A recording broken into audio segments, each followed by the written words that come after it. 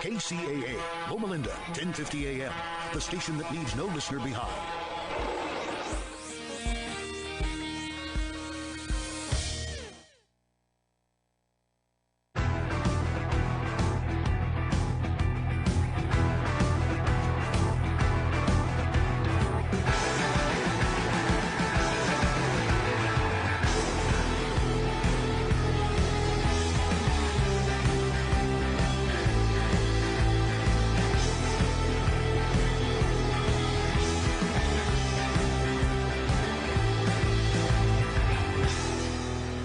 Good afternoon, everyone. Welcome to the Real Men of Real Estate here on KCAA Radio. You can find us on the dial at 1050 AM or 106.5 FM. My name is Dan Redding. I'm the host for the third Sunday at 1 p.m. So I'm glad you came to join us. And today I've got the distinct pleasure of having Steve Matley, the president of Coast to Coast Equities, with us, and also the director of education for the San Diego Creative Investors Association. Thanks for being here, Steve. Thanks for having me, Dan. I always love talking with you. Enjoy being on the show. Definitely. This is going to be great. So the way you invest in real estate is a little bit different. We'll get into some of the details, but land flipping, what is that? Can you kind of help maybe some people who aren't familiar with what that is? Sure. See how it works. Okay. So people I think are familiar with the idea of a real estate flip, or if they watched enough of the TV shows, HGTV and DIY, and those are basically on houses. And in that type of a flip, you buy a physical house, you close escrow on it, and then you do something to add value to it. You fix it up, you make it better, you add some square footage, you fix the yard, and then you go sell it for more money. Okay, so that's a classic fix and flip. We do the same thing, but different. And what I mean by that is we'll buy empty land. So the first thing is acquisition's tougher because you can't go knock on a door and ask somebody if they want to sell. There's no door to knock on. It's just an empty field. So we have to find out who owns it, which may or may not be local. It may be out of state. Then once we figure that out, we negotiate, we purchase that land. We don't actually buy it. We put it into escrow, actually. And then we fix it. But we don't fix it physically. We don't go to Home Depot and buy a bunch of parts. We don't change the land at all. We change legally what it is, which sounds weird. But the land has. So you're just dealing with a city. It's basically totally hands off. Yeah, well, yeah. In terms of development. It's hands off construction wise. It's very hands on when it comes to the legal side of it. So what we're doing is, let's say we buy a piece of land at 50 acres and it's zoned agricultural. And we buy a lot of that land that's kind of fallow agriculture, right? We buy that, and legally, because it's an agricultural piece of land, you can have 2 to 3 residences on that land. You have a main house and then a couple of other houses if you want. Sometimes they'll allow a little more if you have like worker housing. But okay. That's what you're going to have is basically 2 or 3 homes. But it's 1, maybe 2 big parcels. We're going to go in and change first the zoning. Instead of being agriculture, we're going to change it to residential or commercial or industrial or whatever we want to use it for. So let's say we're doing residential. We're doing a bunch of individual homes. Second, we're going to break that 1 or 2 large pieces up into a lot of small pieces. Example, I have a piece of land in Riverside County, picked up about 37 acres. It's a single parcel, single APN.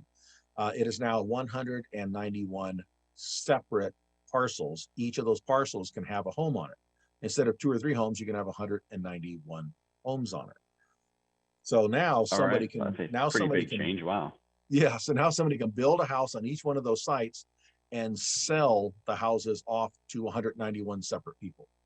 Okay. So I look at it as if you did a fix and flip with a house and you bought a 2-bedroom, 1-bath bungalow, and after you did the fix on it, it was now a 100-unit condo building. That'd be a huge upside, right? Right, massive, absolutely. Yeah, massive, exactly. Okay, so that's kind of the same thing we're doing, but we don't actually do anything to the dirt. If you drove by that site over the entire time we were working on that, you would have no clue anything was going on or that it was changing its value. And so we buy it by the acre. Let's say I buy it for $100,000 an acre, okay? And then when I sell it, I'm selling it for, say, $45,000 per lot. So I may pick it up for, say, $4.5 million. I'm going to sell it for 12. Got it. All right. So that's kind of Sounds how that simple enough, I works. suppose. What's that? Sounds simple enough, I suppose, but there's a lot more to it, I'm Deceptively so. sure. Yeah, Deceptively so. exactly. So finding these plots, what's kind of your secret there? How do you do it? Well, we don't buy anything that's listed. I have a lot of people approach me all the time and say, "Hey, I know some of you selling some land." Um, Generally, I don't, because people have listed land. That means they've already got a timetable in place, and they want the all cash 60 or 90-day escrow. That doesn't work for us at all. Hmm. So we're Okay. going to go out and find, first of all, the area. And when I say the area, I mean the location. And I know we think location has to do with, are you at a busy corner? Do you have a view of the ocean? Those kind of things. That's not what we're talking about here. We're talking about the agency having jurisdiction. So as the AHJ, that would be the county or the city that's going to give you permission. So in order to do what I just described to you, I have to So you got to go. know who you're working with. Yeah, I've got to go to the local These guys might city. not be agreeable. Yeah. Yeah, so if I'm in a city, I have to go to the city. If I'm outside of a city, I go to the county. And I have to go and get permission from them to do what I want on the land that we own. That sounds weird, I but got it. there's reasons for that. There are very valid reasons for that, although some people are abusive with it. But there's reasons for that. You want to be able to control what other people are doing around you, so they don't devalue your property next door or across the street. We also don't want Certainly. incompatible uses next door. I don't want the strip bar next to the grammar school, right? These kind of things just don't work. Right. Yeah. So That would not there's work zoning very well. laws. Yeah, so this has to do with zoning laws and land use, right? So I'm going to go to an area and figure, okay, is this town, city, county, whatever it is, are they in favor of growth, or do they not want growth? And it's their business. No one's not bad or good. It's just I need to know that. I don't want to force things onto a community that doesn't want them.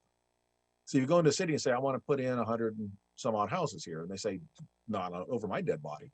Okay, well, then we Right. won't put it there. I'm not going to Go argue with somewhere you. else. It's your Yeah. community. You live there, right? I'm just trying to help out, right? And I mean that it's not entirely altruistic, but yeah, we do. We provide developer fees when land is developed and intersections with stop signs become signalized. Money comes into the schools. New parks are built. Police and fire services are funded. All that type of stuff, right? But for some towns, they say, we've got all that covered, and we just don't need more crowds and more cars. So don't come into this area. That's fine. That's fair enough. Maybe they'll say we're okay if you're coming here, but there's certain things we'll do and certain things we don't want to do. So get out of here with those kind of projects, but come on in with these kind of projects. And so we'll say, okay, what do you need? There's a city in Arizona. We showed them a plan we were going to do for build to rent senior housing, and they loved it. But they said, this is great, and we're very much in favor of it. What do you got for workforce housing? We said, we didn't have one of those on the plans. They said, well, that's what we really need. We're trying to lure big companies, big employers in. We need a place for people to live that are going to work there. And that's what those people are telling us, where will our workers live? And so they sat down with us and we said, oh, well, if that's what you want to do, we can make that happen. So now we're doing a project the city specifically asked for, which means we're probably not going to get a lot of resistance from them. Right? Right. They're going to be eager to work with you, or at least generally helpful. But Very they might have an so. awful lot of rules or something. Yeah, well, we're solving a problem for them, because if they can show that there is workforce housing in process, then they can tell that to potential large employers that would consider coming into their area to build a home. Mm-hmm. So we kind of go out and figure, okay, what's the area? Does it have access? It's not landlocked. Is there utilities? The utilities need to be there or close by. Topography, like in Southern California, most of the land that's empty is all vertical now. All the flat stuff got built, right? So that means you're into some heavy civil engineering and grading and retaining walls and those type of things. Where if it's got easy, the army of scrapers running around the hills for you weeks. got rocks you got to blast out and that kind of stuff, right? So we like easy topography, but with a not completely flat enough. It needs to drain also, So we look at all those kind of things. And then we're going to look at soil conditions. So some basic stuff like amenities. Are there community amenities nearby? Schools and parks and shopping and pharmacies and hospitals and theaters and all that kind of stuff. Is that within a reasonable distance, 10, 15 minutes away, something like that. And employment. Got it. So that's kind of what our thing is. Then we go approach the owners and we negotiate a purchase for it. All right. That sounds easier than it is too, by the way. Yeah, I was going to say, there's a whole lot of legal going on there. So if you've identified a property, you've managed to find the owner, I'm sure you start with public records and then end up doing all kinds of lookups and calling Title people. And searches, yeah. yeah. So how does it generally go to figure out what you need? Like, the cities are that up front, or do you have to do a lot of research? Like, what goes into knowing what you've got to provide? Okay, so first of all, as far as what its existing use and what it could be, a lot of that's available Yeah. just on the city's internet. They're a set of websites. Okay. So there's a zoning plan in virtually every city and county, and that is what the property is currently. What is it currently designated for? Residential, commercial, industrial, agricultural, rural, residential, whatever it is. Then there's a general plan. The general plan is what the city or the county would like it to be when they know it's going to be developed or changed, but this is the use we'd like to see it become. And they've mapped all that out because they want to organize their city, right? And say, this is a place for high density housing, for lower density housing. This is a place for commercial retail. This is a place for industrial, right? They want to figure all that stuff out, and they can lay out their street systems and all that kind of stuff to handle that. So they've got that plan, which is like, what will our town look like in 25 years, right? That's kind of what they're looking. And so you look at both, and we usually buy the land under whatever the zoning is, and we're trying to take it to whatever the general plan says it'll be. Now, you can do things other than the general plan, but you got more work to do. You got to convince them. And again, for us, we like to come in and do what the community would like to see. Okay. So basically, you start out with a recipe that they provide, and it's a matter of trying to figure out how you can provide or fill the need that the city's got. Right. And we'll go talk to them. We'll set up a meeting and talk to them and say, this is the piece of land we have. This is what we think of doing. What do you think? And they'll tell us, well, the density there is 8 to 12 dwelling units per acre. We prefer closer to the 8. Or they might say we prefer closer to the 12, depending what they want to do, right? So they'll guide us. Okay. Well, that sounds like it's pretty straightforward. So no doubt then the devils are in the details. So yes, yeah. It doesn't always go that smoothly, but yeah, that's generally the idea. Yeah. All right. Well, we've got to take a commercial break, but when we get back, we can talk a little bit about how somebody might go about figuring this out for themselves. Thanks for listening this afternoon, folks, here on the Real Men of Real Estate on KCAA Radio. Looking to attract your target market without soliciting or doing the cold calling? Call Marie Waite and book your consultation. Branding gives you the power to create a unique and classy perception of your business for your target audience. A marketing plan without the right branding will always cost more, take longer, and tend to deliver subpar results compared to a well-branded business. Marie Waite is a branding strategist who formulates effective marketing and media programs to promote your business in building your name, brand, and legacy. Marie has over 10 years of experience and a proven record of creating strong brand content for business owners, entrepreneurs, and companies using her creative ideas, recommendations, and innovative programs. Book now at mariewaite.com or call her at 951-378-5316, 951-378-5316. This is Steve Matley. Join me every Thursday at 3 p.m. right here on KCAA for Building Solid Foundations radio talk show. I spent decades as a professional construction manager, business owner, real estate developer, and a college educator, and I enjoy learning new things from other people.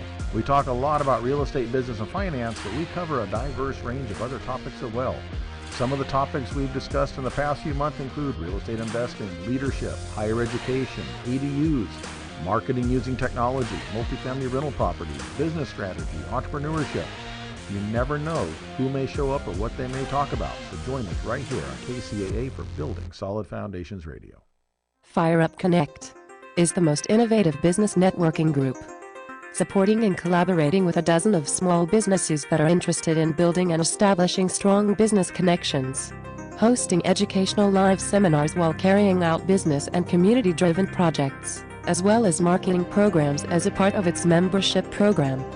Fire Up Connect also offers virtual assistance with a wide range of services including inbound customer support, chat support, appointment setting and email management, graphic designing, video editing, web design and development, social media marketing, e-commerce solution, content writing and much more. For more information, head on over to www.fireupconnect.com. Fire Up Connect, helping success stories unfold every day.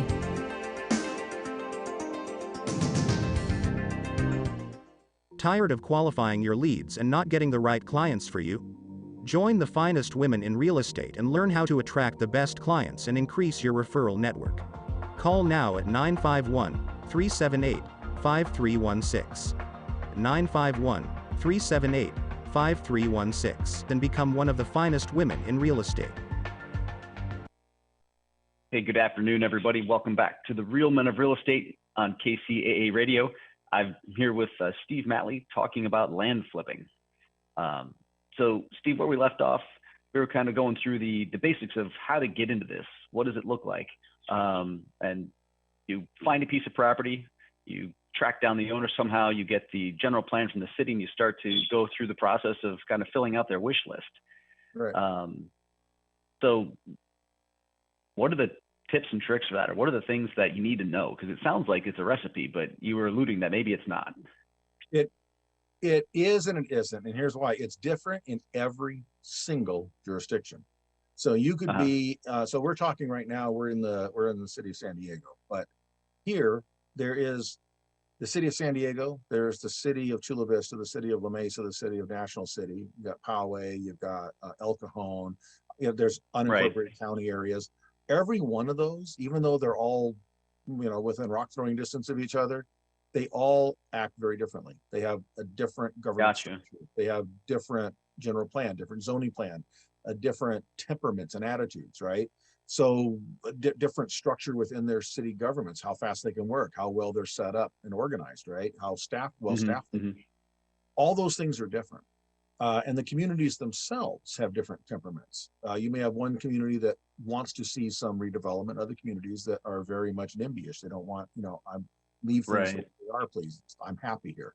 And so you have to kind of decide agency by agency, community by community, where are the right places to be.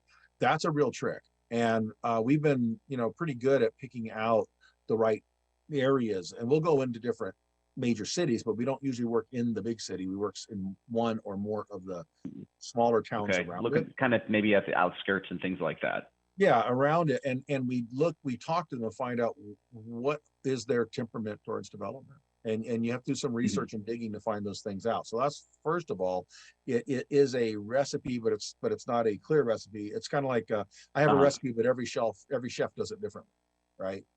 So I can make spaghetti, but how many different types of spaghetti are out there, right? And basically, okay, it's noodles and tomato sauce and meat. There you go. Well, yeah, that may be, but every restaurant you go to has got a different take on what that looks like, right? Absolutely. So that's kind of what this is. Every city has a different take. Now in California, there's something called the California Map Act, which kind of sets out the rules. But I will tell you that a lot of jurisdictions either don't know it or don't really feel like following it too much. And you're not going to really? Yeah, you're not going to argue. Right. Yeah. And there's nothing you can do if they want to do it a different way. They just do that. They do. Sometimes it's for the good of their community, because a one-size-fits-all approach doesn't work, right? Because that was written as a state law, and it was written a long time ago. And their city is unique to now with those people that live in there and their unique challenges right now and their unique benefits. On the other hand, you also have a lot of people that come out of general, courses and degree programs in urban planning and those kind of things, economic development, that go into those places. Certainly, yeah. And they weren't taught that. They didn't have a course on the California Map Act, probably. Maybe they did, maybe they didn't. If they did, they probably passed the test and forgot everything like I did in school. So now you've got to, basically they don't always know these things. So sometimes they're just working out if they're just not aware of what they're supposed to do and what they're not supposed to do when they're going through things. Got it. And again, you want to gently suggest and guide. You don't want to argue. You don't want to be condescending. You don't want to sound like you know more than them, because they're humans like everybody else. They're doing the job. They're doing what they're supposed to do. And so you don't want to be annoying about the whole thing. So we have had cities where we've done things that we knew for a fact were not required. But we're not going to argue. You just do it, and then you don't worry about it. It adds a little cost, but you're not going to argue. So again, they're employees of that agency trying to do the best they can do. So there's not really a recipe for it, but I'll tell you the basics of it, the general idea. So once you've done what I said, you find out your zoning and your general plan. You have to go get some basic reports done to support that. So that means you need a basic soils report. You need an environmental site assessment, your phase one environmental report. And you may need some special reports. For example, a noise study, a traffic study, water quality study, an air quality study. These kind of things that affect, if you do this ship development, how will you affect the community? So those things may be required. So you need those consultants to do that. You need a land planner and or civil engineer to help lay out what you're doing to make sure that it works yield wise, functionality wise, and as far as drainage and those types of things. And so those consultants you'll have, they'll do their work, and then you have to then have meetings with the agency to make sure you're going the right direction, and then submit your stuff, pay the fees, and they'll be checked by every department in that agency, plus a lot of what they call sister agencies, which are other governmental agencies that work alongside the city. Say, example, flood control districts, parks and rec districts, right. School districts, those type of things. And they probably don't overlap with the cities that cleanly all the time either. So you're dealing with agencies that are both in and outside of any given city. Yes. So it's different people, different everything. There's not using a similar system. Okay, wow. So this can get utility complicated. Districts, utility districts. Sure. So, and it's not clean by boundaries. And actually some school districts cross over partially into another town, but not completely, right? Right, just to make it easier. Yeah, exactly. Because they're independent agencies with their own boundaries. All right, so you've got a system, no doubt, set up to wrangle this, and you go through that process of just trying to figure it out. What happens if a city changes goals or something like that, or some outside agency acts on something as you're getting into this? I mean, it seems like you could get, you might have something in escrow, and that might not work then. Yeah, so now we're getting into where the risk factors are, okay? And this is where, people ask, well, what can go wrong with this? Well, the list is kind of long, but I can kind of tell you some of what goes wrong. One of those is what you just said, an unpredictable public agency, an unpredictable city or county. And so why would they be unpredictable? Well, I'll give you an example. Right. I have a Anytime project where there's people involved, I'm sure. Well, that's a big part, but there's other things that people can't control. So for example, we had a project in Riverside County. We filed everything, had the agreement, verbal agreement from the city and everything, exactly what we're going to do, yield, layout, everything. We submitted it, but we submitted it on March 1st of 2020. What do you suppose happened 2 weeks later? Yeah, everything changed fast. Everything changed. So everybody in the city went home, right? Okay. And they weren't allowed to come back to work, right? Okay, so now they're at home. Everything's kind of come to an abrupt halt. And most of the people that were in the decision-making positions of that small city took that opportunity to retire. They've been there for decades. That's why we were working in that city. We knew these people, right? Well, they all retired. Right, okay. I don't blame them. And so the city hires new people. And I mean new people, because if you're going to replace people, you're going to probably hire younger people that can learn and grow with the city and have a full career there, right? So you hire, but it's going to be a younger people, whole bunch of new ideas. Which is also inexperience, right? Yeah, right. Experience, you hang around long enough, you learn things and that kind of stuff. And again, it's not a knock on them. It's just, you can't expect somebody that's in their 20s to know what somebody in their 60s knows, right? It's not practical. So you learn things by hanging around long enough and having experiences. So they come in, and of course they don't know us. So now, and we can't approach them, because even though when they went back to the city, you couldn't go in and make appointments with them. Everything was, online. So now you can't go into you can't go bang on a counter and demand to talk to somebody. So that makes it too. And so it would take, months. Well, and kills the personal relationship component too, where you might have had somebody who knew you and would trust you and can help you. You're just some person. Wow, that's some tough. person filing something. Yeah, you're some other voice on the end of a phone, and that connection's just missing. While they're working through a learning curve, right? So all this going on at the same time. So yeah, that dramatically affects things. So yeah, that's an unpredictable that nobody could guess. Also, let's say you're in a city and you're working down a certain path, and all of a sudden there's a recall election, and everybody gets turned over. Well, the whole attitude changed, and maybe the attitude changed over the issue of development, right? The no development versus the pro development people, right? So that happens, and so now you started down a path, and then the people that had blessed that are no longer in office, and someone else is. Right? So that can happen. The state legislature can pass a law. The governor can pass a law. There can be regulations that come down from the EPA or from FEMA. You can have a court ruling, right? The Supreme Court rules on something, or a circuit court rules on something, and it changes the rules. So or the market changes. After we got everything done, we found out nobody wanted these kind of things, right? Everybody said they wanted this kind of house, and now they don't, right? because the interest rates went up. Right. You can't find a builder that wants it or something like that. Right. The interest rates went up and changed things, or the biggest employer in town went out of business or whatever. You can't control those things either. So those are the kind of the landmines. Mm-hmm. So if you're still under escrow, it's not yours yet. But if you've already closed on it and you're trying to sell it, then, or do you keep it in escrow until you sell it to the builder? So that goes to the structure of what we're doing. So most people would probably, would buy it and then do the entitlements and then sell it. We tend to do a structure where we can, when the seller's amenable to it, we will actually just put it into a very long escrow. I know this sounds crazy because even some real estate agents say you can't do that, but just because you've never done it doesn't mean you can't.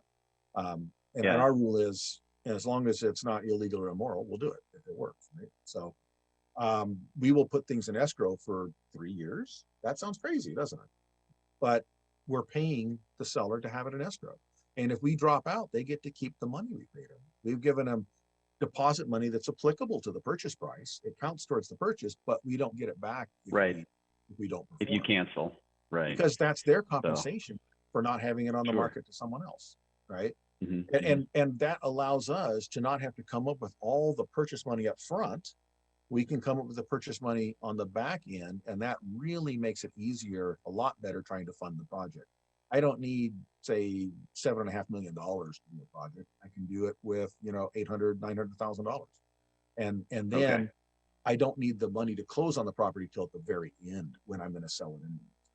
So I can do a bridge loan, or I can double in the escrow and have the seller's money, the buyer's money passed to the seller. So I can as long as it's legal, as long as it works and everybody is aware of what's going on and they agree with it, we're good to go. Good. Wow. Okay. Well, we're going to take a quick break. And after that, maybe we can talk a little more about structure and what comes next. Thanks for being here today. Everybody, thank you for listening. And we'll see you after these messages here on KCAA Radio. Looking to attract your target market without soliciting or doing the cold calling? Call Marie Waite and book your consultation. Branding gives you the power to create a unique and classy perception of your business for your target audience. A marketing plan without the right branding will always cost more, take longer, and tend to deliver subpar results compared to a well-branded business. Marie Waite is a branding strategist who formulates effective marketing and media programs to promote your business in building your name, brand, and legacy. Marie has over 10 years of experience and a proven record of creating strong brand content for business owners, entrepreneurs, and companies using her creative ideas, recommendations, and innovative programs. Book now at mariewaite.com or call her at 951-378-5316, 951-378-5316. This is Steve Matley. Join me every Thursday at 3 p.m. right here on KCAA for Building Solid Foundations Radio Talk Show.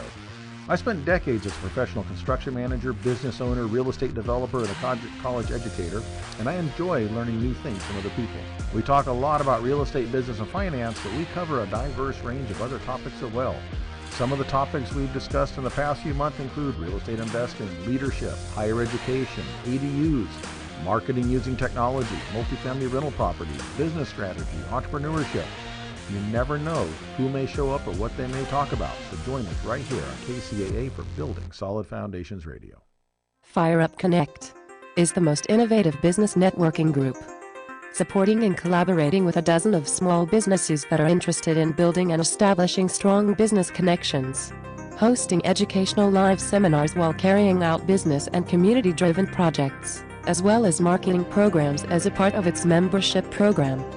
Fire Up Connect also offers virtual assistance with a wide range of services including inbound customer support, chat support, appointment setting and email management, graphic designing, video editing, web design and development, social media marketing, e-commerce solution, content writing and much more.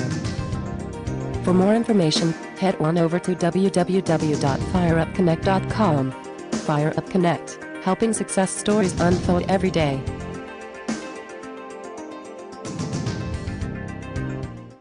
Tired of qualifying your leads and not getting the right clients for you? Join the finest women in real estate and learn how to attract the best clients and increase your referral network. Call now at 951-378-5316. 951-378-5316. Then become one of the finest women in real estate. Good afternoon. Welcome back to the Real Men of Real Estate here on KCAA Radio. It is Sunday, 1 p.m. Every third Sunday, excuse me. You can find us here. And today I'm talking with Steve Matley about land flipping. So Steve, we were talking about kind of what these things look like. Maybe we could step back for a second and can you just kind of go over the overall structure of how these deals come together? Sure. So the structure kind of depends on who you have and how you want to work with it.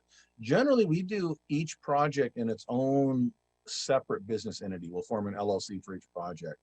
And I know some people do an LLC and do multiple projects under those. We choose to do one per project. And there's some reasons for that. One of those, it keeps everything separate. So this particular group of investors and pot of money is for that project only. And God forbid, if anything went south and the whole thing caved in, it's only thing that anybody loses what's in that project. It doesn't touch anything else. So it doesn't poison any other project. So we keep it isolated. There's a little more expense and administration involved in that, but that's how we do it. And makes it kind of neat and clean. And so it's called syndication is what they refer to it as. So in this case, syndication does not refer to the, old episodes of Mayberry and those kind of things. Syndication, that it's a business entity where you invite other people to come in and participate in it. So they don't have to do this on their own with their own big pot of money. A lot of people with a little bit of money can add up to a pretty good chunk of money. So this is a situation where you'd have general partners putting the deal together and running the business, limited partners who invest their money, but they don't get a vote, but they do reap the benefits. That's right. And they're part owners of the company. They're not just on the side. They are actually part owners of the company. And so the manager in in all of our projects is Coast to Coast Equities. That corporation is the manager, which is three people, myself and my partners. And then we bring investors in to participate with us. Then the property we've usually tied up under us, we will assign that contract to the entity, whatever entity we've named it, that LLC, so that now that property is not just ours. Our property all belongs to the group that's us and those investors. All the reports and studies and everything we do belongs to that entity for the project. So the investors don't just own part of that property, they own all the intellectual property that is part of getting those approvals, plans and reports and studies and all those type of things. So when they're done, they own their percentage of the track map. They own their percentage of a recorded map. They own their percentage of the deck, right? So that's how we structure the projects. Okay, so everything is pretty much standard legal agreements. There's not anything super special about this. This is something you could do for buying apartment complexes or any other, businesses, the whole nine yards, not just real estate. Right. And you could use an S Corp, you could use a general partnership, you could do whatever you wanted to. We just found the LLC works best for us for what we train. I see. Okay. No, that makes good sense. All right. So you've found this place, you tracked the owner down, you worked with the city to figure out what their needs are, and you're meeting their needs. So, and we've of course now talked about the deal structure. What happens next? You've got to do something with this. How do you find a buyer? Dispositioning seems like a bit of a process. Before that, we something that you can sell on eBay. Yeah, before that, we filed with the city, and we had to go through a public hearing process. So planning commission and city council, where all the friends and neighbors got notified what we were doing, and they get to come out and put their 2 cents in, and they can say thumbs up or thumbs down. Now, I'm going to ask you, did you ever go to a planning commission or city council meeting for something on the agenda that you supported, that you thought was a good idea? If you found out there was a building project in your neighborhood and you thought that's cool, did you go to the planning commission and let them know that's a great idea? Probably not. I have not done that myself, no. Yeah, but I'm sure people do. If one came up and you didn't want to see it next to you, that really irritated you, would you show up? I would show up. Exactly. Yeah. So that's what happens when you go to the meetings. You people that show up are the people that don't want what you're doing, right? Right. But they're invited to come in. Find. Yeah, they're invited to come in and put their 2 cents in, which is fair. So generally, because we've done everything we were asked to do and followed the general plan and followed the rules and everything like that, and it's all above board. Generally, even if there's some dissenters that come in, if we've done everything correctly, we'll still get the approval. Normally, we don't have that because we're working in towns that are very pro-growth. And a lot of times the people don't come in because they're thinking, finally, if they build that lot over there, we'll finally get a traffic signal instead of these stupid stop signs that make me back up every day. Or, maybe this will be enough to build a school in our neighborhood now, right?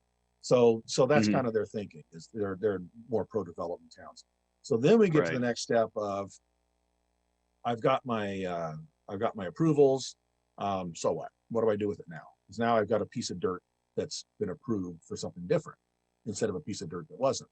So I've got to go find someone that wants that and sell it. Generally, I knew who I wanted to sell it to when I started, which is why I did the project I did. I had a market Okay. study. So I knew that this needs to be 180 single family homes, or this needs to be 384 apartment units, or this needs to be a strip center with an anchor store that's a grocery store. I knew something, this has to be a business park. We knew what we wanted when we started because our market study said that's what we wanted, and the local agency said that's what we see this being. And it Mhm. worked. All It right. penciled out. We did the work, it penciled out, everything worked. It looked like there was demand for it at the price that made a profit. And so then we go find that we send it out and we'll find a buyer. Now I will say that often, not all the time, often the buyer comes in well before we even get our approvals because they're out, they see what we're doing. And if they come in early with us, they get to put their 2 cents in on the design to make sure it fits their product. I see. Right. So And now we've especially got if a there's some chance to influence the city and how they zone it or whatever. exactly. And they want to make sure that, Yeah. okay, if you're designing it for this use, that's fine, but I need to make sure it fits what I want to put on there. I have a certain style of apartment. I have a certain style of home. I have a certain arrangement I want to do my business park, whatever it is. And so we want to make so they get to have some say over it. In exchange, they basically go into escrow with us on their end while we're doing that. So it can work that way, or we can finish it up and then go shop it to people as a finished product. In that case, we've designed it for what's generally going to be the highest demand. Mhm. And then we'll get some LOIs in. We look at those and figure out what's the best of What the is offers. an LOI? Oh, yes, that's a letter of interest, sometimes called letter of intent, but letter of interest. And that is instead of a purchase contract, we got to take the offer or reject the offer. They say, we would like to make an offer based on this price and these terms. And that gives Got us it. an opportunity to look at multiples at a time, figure it out, talk to multiple people at a time. Because once you have an offer, you're kind of stuck with that offer. You shouldn't be negotiating on the side. But if I have LOIs, I have the freedom to talk with different people about terms and conditions. That's usually what we're talking about, not so much price, because the price kind of pencils out the way it does. And then when we Okay. find one, okay, this is the one that's going to work and we have the highest probability of closing with, we'll put a purchase and sale agreement together in enter escrow. All right. Wow. So the structure of the deal, how it fits in with the city needs and your buyer, the whole 9 yards. This isn't the normal you and put it on the market and try and move it. It's got to make sense and be really well designed to fit everybody's needs right from the first kind of go, right? Right. What's the old saying? Start with the end in mind, basically. So that's what we do. Yeah. So if I'm doing houses, I'm going to say, okay, what is the average? First of all, is there a demand for how many houses, and what's the absorption rate? How many houses a month can be sold out in this area, or what price? I figure all that stuff out, and I say, okay, if the average home's going to sell for $500,000, then the builder has to make a certain profit and overhead, and therefore he has to be able to have once he does the construction cost, site improvement cost, all the other stuff, then how much is left for him to buy the land with our entitlements in place. And see that we did that before we bought the land because that told us how much to buy the land. And then we did our entitlements, and then the builder can buy it and put their improvement cost in and their construction cost and their marketing and sales cost, sell the homes and still make a profit. Or it could be commercial. It could be someone buying it. So for the house flippers out there and people maybe know more about that, it's the same concept where you make your money when you buy. You know what you're getting into. You know why. You know about where the market is. Barring a significant drop, you can engineer the solution right from the get-go. Or an unforeseen condition. You open up a wall and you find a bunch of stuff you didn't expect in there. Yeah, that happens. Right. So that's the thing with rehab. I suppose you never know what you. Right, and you're not likely to have a change of city council that does a sharp turn in terms of their direction. No, doing houses and buildings is an entirely different set of risks, right? So on my property, because we did a soils report and stuff, I'm not going to open up a part of the property and find out that there's hazardous materials in there or something like that, or it's not going to be termite eaten, none of that kind of stuff, or a knob and tube electrical system that's still active or something. I'm not going to find those things in there because it's not a building, right? So that's what people doing the rehabs have to deal with. I have to deal with other things, right? That are more legal based, basically. Okay. All right. So you don't shop this around. Basically, at that point, you're done. If the city approves something, most of these deals are going to be going straight to a known buyer. Great to known buyer or to a broker who knows all the buyers. It's a small fraternity. It's a small fraternity of people that are going to buy 200 lots somewhere, build homes. Got it. That's, yeah, there's not too many. KB Homes, D.R. Hortons, the names we've heard before. all those names, exactly. That's the people that are in the home building industry. Yeah. Or if it's commercial, I'm going to commercial brokers, right? And they're going to say, okay, well, this, it's going to be a Westfield or someone like that. All right. And what are the things that you do through this process to protect yourself? Oh man, that could be a whole show on its own, Dan. All those kind of things. Yeah. Mitigate the risk, because there's a lot of risks. One is very good contracts, especially our purchase contract with the underlying seller. We're very we have good attorneys that put those together with the right verbiage. And we also, one of our dangers is, since we're doing it in escrow, if land is appreciating quickly, so let's say we get done with this and it takes us 18 to 24 months to get this process done, and everything increased by 25%, their temptation is to drop us and go sell to someone else.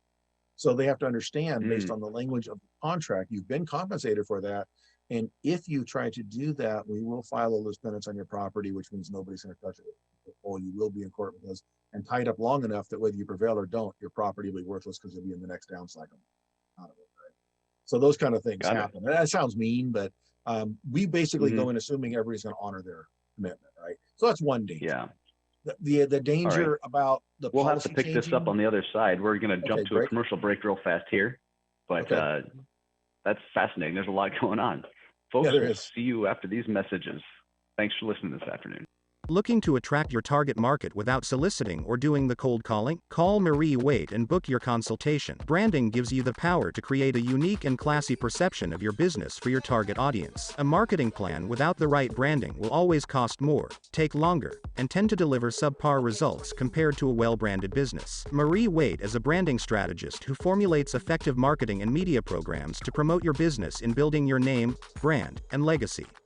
Marie has over 10 years of experience and a proven record of creating strong brand content for business owners, entrepreneurs, and companies using her creative ideas, recommendations, and innovative programs.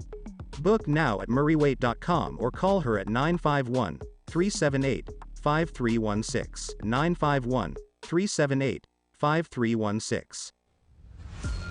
This is Steve Matley. Join me every Thursday at 3 p.m. right here on KCAA for Building Solid Foundations radio talk show. I spent decades as a professional construction manager, business owner, real estate developer, and a college educator, and I enjoy learning new things from other people.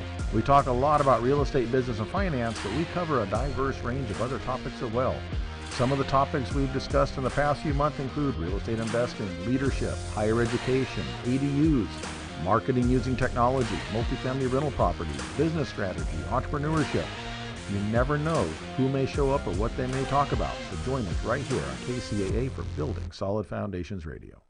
Fire Up Connect is the most innovative business networking group, supporting and collaborating with a dozen of small businesses that are interested in building and establishing strong business connections, hosting educational live seminars while carrying out business and community-driven projects, as well as marketing programs as a part of its membership program.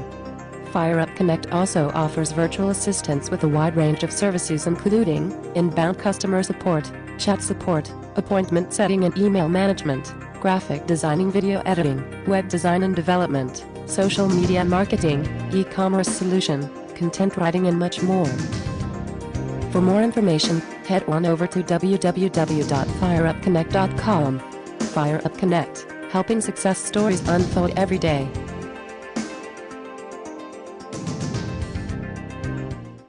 Tired of qualifying your leads and not getting the right clients for you? Join the finest women in real estate and learn how to attract the best clients and increase your referral network. Call now at 951-378-5316. 951-378-5316 and become one of the finest women in real estate. Welcome back to the Real Men of Real Estate here on KCAA Radio. We were just getting into the middle of how do you protect yourself when you're doing a land flip? Contracts, obviously, knowing who you're working with and all that sort of stuff.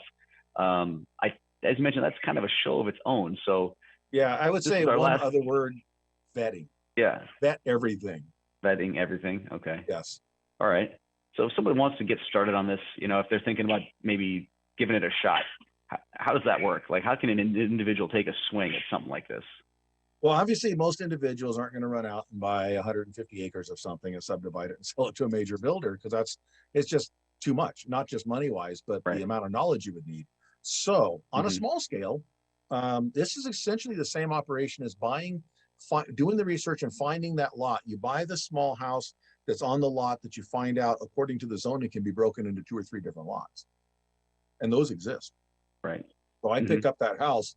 Or maybe and that even, you can build some number of ADUs or something like that. well, under SB 10, it actually made subdividing those kind of lots easier in a lot of the urban areas. Yeah, right? much, yeah. Okay, so let's say I buy that and under SB 10, I can break that in half, right? Now, that is the entitlement process. I have to go file a lot split and go through the process. Now, because I'm not doing a master subdivision, it's probably an over-the-counter thing. I probably don't need to go to the public hearing, especially because of SB 10, right? And then I say, okay, so now I broke the lot from 1 lot into 3 lots. Now using SB 8 and 9, I can build a house and an ADU on each one of those. So now I've got the house I bought with the 1 lot, right? I broke it into 3 lots. I put an ADU behind it. I built a house and an ADU on lot B and lot C, and now I have 6 units. So I bought a piece of property with 1 home on it. And now I have 6. It's my own little miniature subdivision, right? On 3 different legal parcels. I can rent those out. I can sell 1 of them off, 2 of them off, or all 3 of them off if I want. So that's a small scale version of what we do. And individuals can do that. And it's much less risk. Obviously, if you've never done it before, I highly, highly recommend, contrary to the temperament of most real estate investors, including myself, we all want to go off and be John Wayne and do it, do it all around. I'm gonna take this and do it all by myself, self-made. Yeah, that's a really bad plan. You want to work with people that know what they're doing. Okay, if you want to work all by yourself completely, you want to take up pottery. But if you want to do real estate investing, you got to learn to work with people. And you got to learn to be part of a team, even if you're so-called doing it yourself. So find people that you know, like, and trust, that understand how to do these things, have money for these things, know where the land is, can do the architectural design with you, can do the site planning with you, can help expedite going through the public agencies with you, help you find buyers, renters, whatever it is. Find people that you can work with as a team. And so that begs the next question: where are you going to find these people? I'm thinking you and I go someplace every month where you can find these people in spades, right?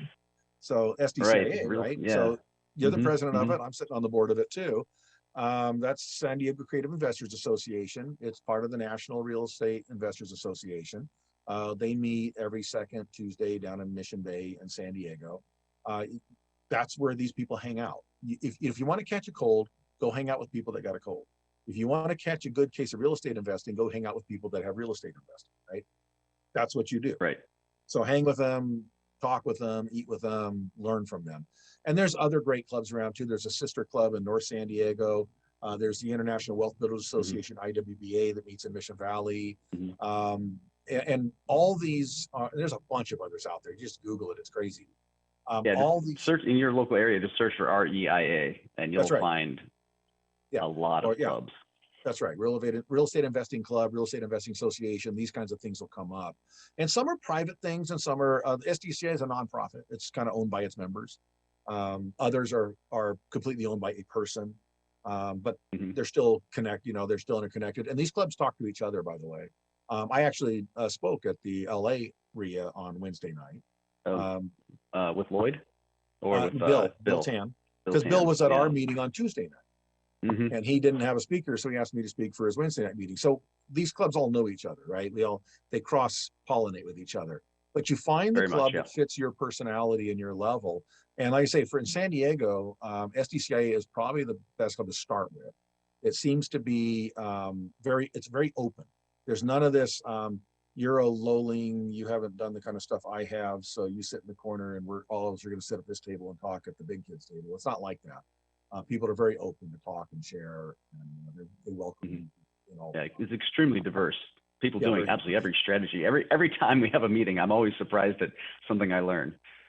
Exactly. So I would recommend doing that and building a team. Number two, look for money you already have. People say, I don't have any money to do that. But maybe there's that 401k from that employer that laid you off 6 years ago that's still sitting there that you can convert to a self-directed independent retirement account. Now, that means you can invest that in projects. You can't invest in your own that you're managing, but you can invest in others. Find other people that have those kind of accounts and see if they can invest in your projects. Partner with other people that know things that you don't know. And one word of caution, do not watch popular television shows and think that's the recipe. Please, please.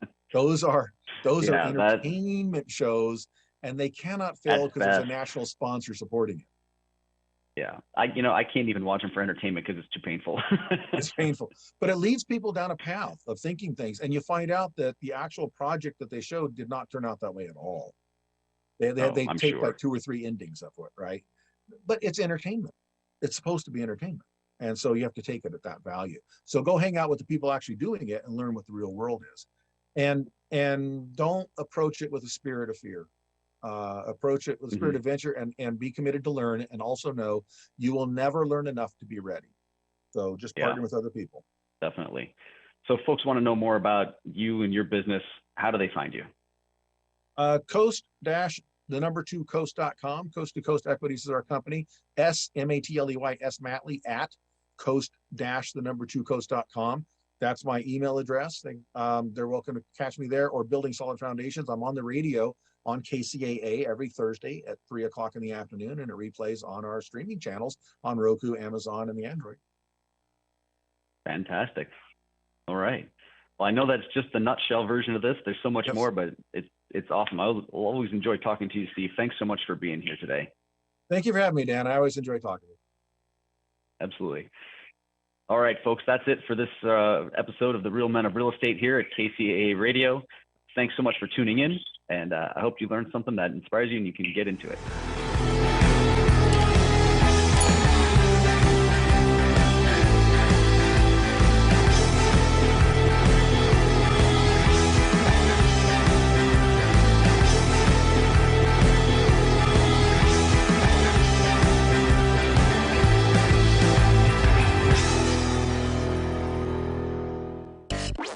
Now you can listen to KCAA